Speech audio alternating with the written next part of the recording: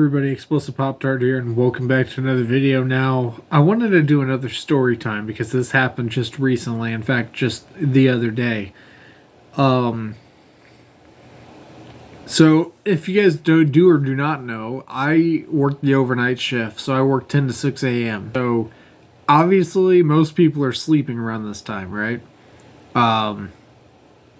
You would think most people would be sleeping around like 3 a.m., 4 a.m., 5 a.m., around there.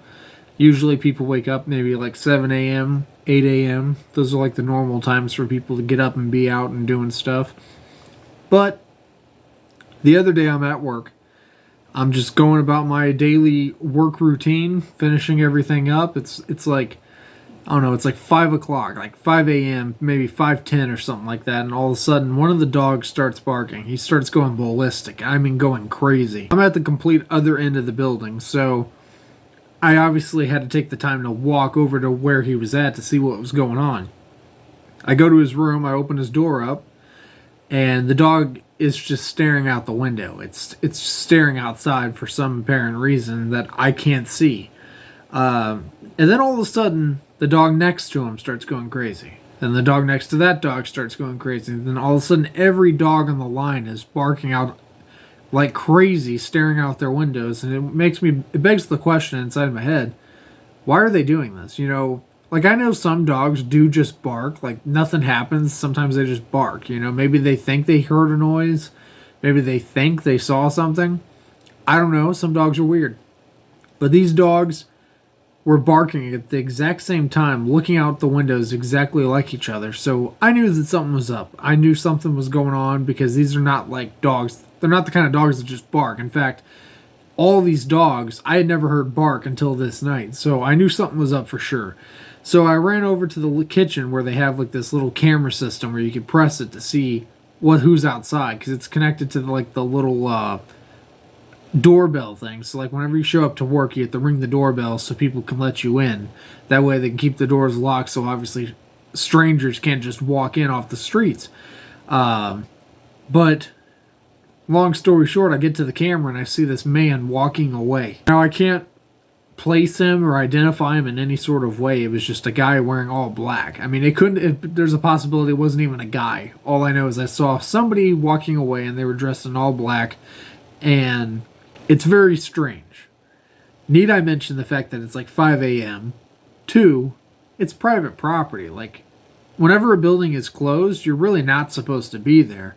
Like, I mean, I guess there's no law that says, hey, you can't go over there, unless the company owner says, don't be over there, and puts up a sign, no trespassing. But it's pretty common knowledge that when a place is closed, you don't just go lurking around the premises. You know, you don't just go peeking through windows and trying to sneak around the back and jump the fence potentially.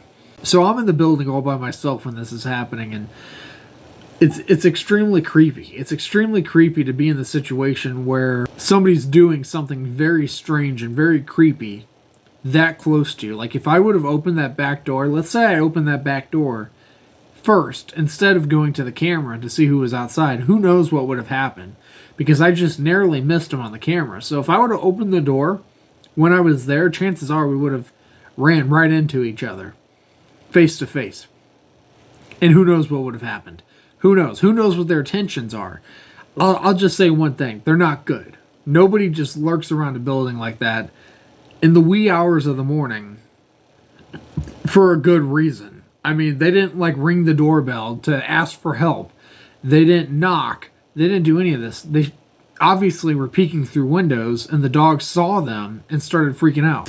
So then, of course, this sent me into a paranoia frenzy, and I was running around the building trying to figure out what was going on. I was locking doors, peeking outside windows, seeing where this person went, and I couldn't find him. And then, obviously, at the end of my shift, I have to take the trash out to the dumpster at the very back of the lot.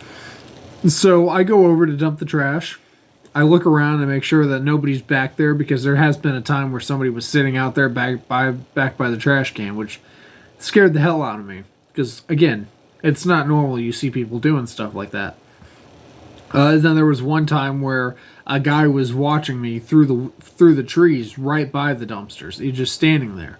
I don't know what his deal was, but my Uber driver came Like right when I noticed this guy, maybe like a minute or two later, this guy, my Uber driver, pulled in. I refused to break eye contact with this person that was staring at me because who knows what they're doing? Who knows why they're just standing there? I mean, could have been a crazy person who was chasing butterflies and wound up right there in the woods and just saw me and just got curious, or it could have been a fucking serial killer or a murderer or something. You never know.